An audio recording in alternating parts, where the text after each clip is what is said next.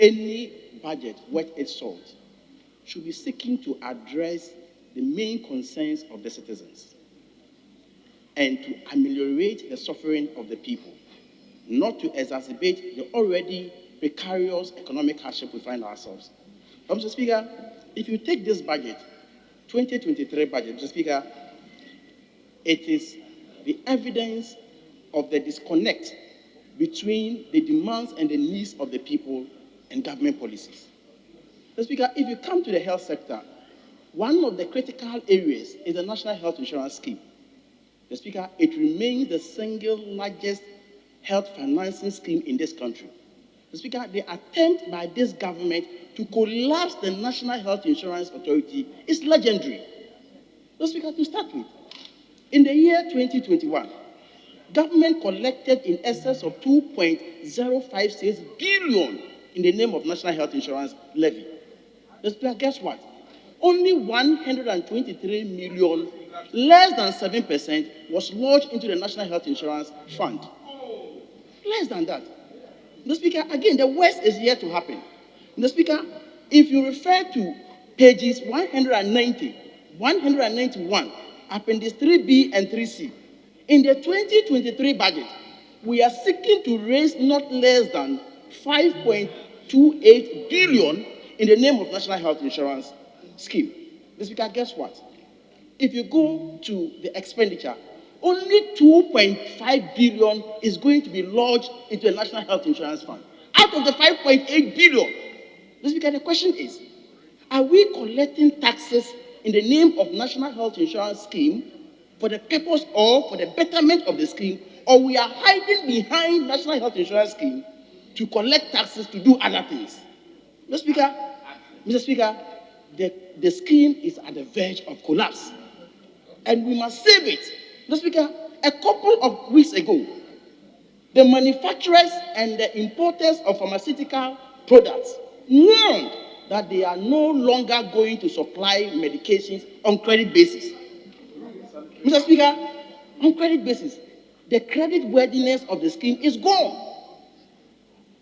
Because, one, there's huge delay in the payment of the National Health Insurance claim to the service providers. Mr. Speaker, because also of the steep depreciation of the cedi, inflation, and others. And therefore, Mr. Speaker, the expectation of every Ghanaian is that if monies are collected in the name of National Health Insurance Scheme, it must be used for its intended purpose. Mr. Speaker, we must save the situation. Mr. Speaker, let me take you to Agenda 111. We are all in this country. The president was touting that Agenda 111 is an unprecedented investment in the history of Ghana. Today, as I speak to you now, if you pick the 2023 budget, the one we are debating, absolutely no allocation has been made to Agenda 111. Has it been abandoned? Yes. They should tell us. If it has been abandoned, they should tell us. If the minister so thinks there's allocation to Agenda 111, he should tell us. Maybe they forgot. Mr. Speaker, but the interesting aspect is that in the 2021 mid-year review budget, page 100, that 600 million Ghana cedis was allocated and utilized in the name of Agenda 111.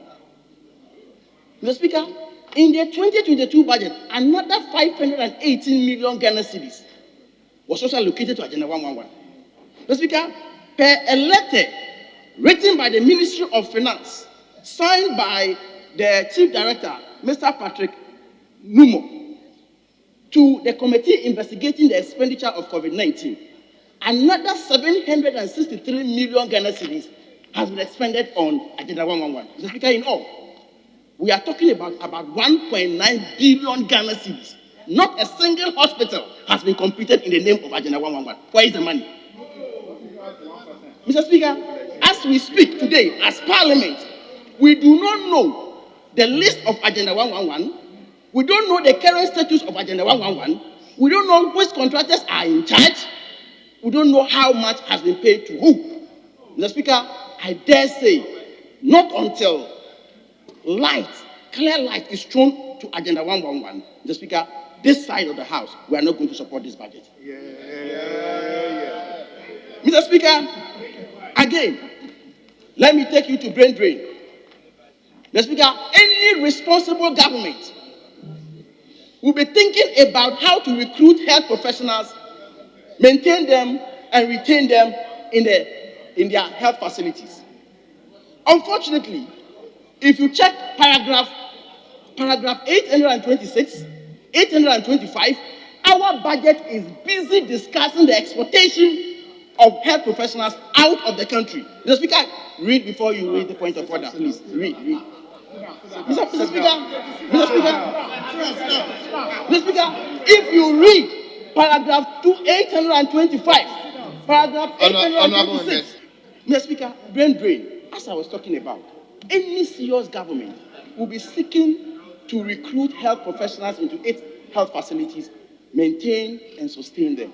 Mr. Speaker, our budget, as I have referred you to, busy discussing how we are going to export health professionals outside the country. Meanwhile, Mr. Speaker, let me tell you, June this year, the Ghana Registered Nurses and Midwives Association informed this country that more than 3,000 nurses and midwives have left the shores of this country for greener pastures.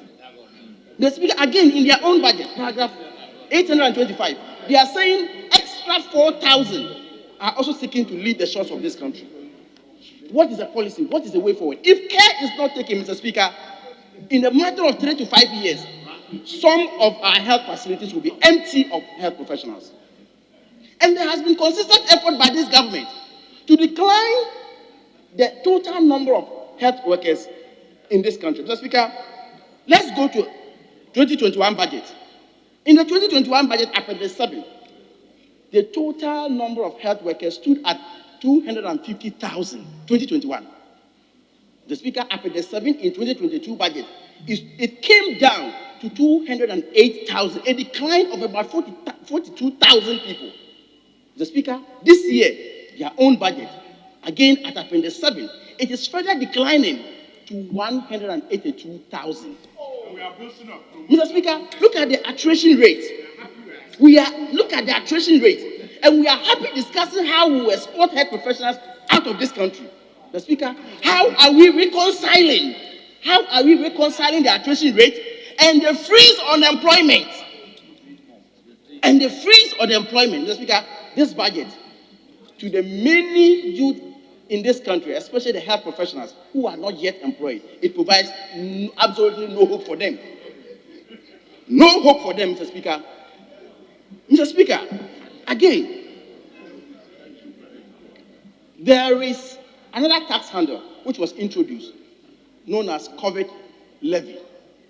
The Speaker, this COVID levy was introduced as a result of the COVID pandemic. The Speaker, the expectation of Ghanaians was that any money we will realize, we will invest it into the health sector so that we can prepare against any unforeseen circumstances such as COVID. The Speaker, they have realized as at October this year, government has realized not less than 1.1 billion Ghana cedis.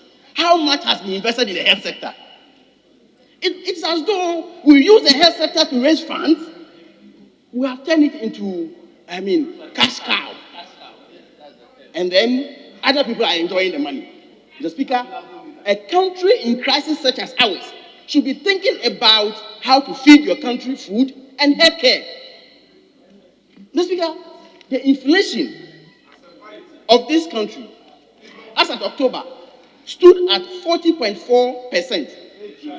Mr. Speaker, the threat is that the prices of medications on the market are skyrocketing. I'll give you some examples. The Speaker, medications for pressure control, which used to be sold at 51 Ghana cedis, is now going for more than 106 Ghana cedis. Mr. Speaker, APC, which used to be sold 4 cedis, is now 15 cedis. Mr. Speaker, diabetes medication, which used to be sold at 70 cedis, is now 700 cedis. Hey. How much is the price of Mr. Speaker, Lufat is now up from 5 Ghana cedis to 12 cedis. Mr. Speaker, the almighty diabetes. Mr. Speaker, diabetes is now 17 Ghana cedis. Diabetes. Mr. Speaker, Mr. Speaker, if we are, Mr. Speaker, if we are not careful, Mr. Speaker, if we are not careful, and people cannot afford medications, it will be leading to high morbidity and mortality in this country. Absolutely. Mr. Speaker, I think that we must debate this budget and open our eyes carefully to the health sector, because the health of the people in the country is the wealth of the country. Mr. Speaker, with these few words, I thank you for the opportunity. Yeah.